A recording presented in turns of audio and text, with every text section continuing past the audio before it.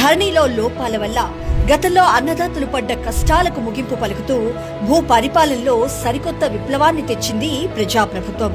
భూ సమస్యల నుంచి విముక్తి కల్పించడమే లక్ష్యంగా ధరణిలో తలెత్తిన చిక్కులను తొలగిస్తూ సామాన్యుడికి భూ హక్కులపై భరోసానిచ్చేలా భూభారతి చట్టాన్ని రూపొందించింది. గతంలో ధరణి పోర్టల్లో ఏకంగా 33 మాడ్యూల్స్ ఉండేవి. ఏ సమస్యకు ఏ మాడ్యూల్లో దరఖాస్తు చేయాలో తెలియక రైతులు పొరపాటున ఒకదానికి బదులుగా మరొకటి ఎంచుకుంటే దరఖాస్తులు తిరస్కరణకు గురయ్యేవి.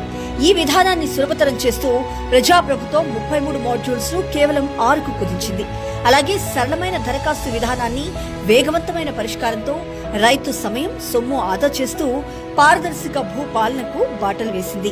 ధరణి చిక్కులను తొలగిస్తూనే భూభారతి ద్వారా రాష్ట్ర వ్యాప్తంగా ఆధునిక డిజిటల్ సర్వేకు శ్రీకారం చుట్టింది.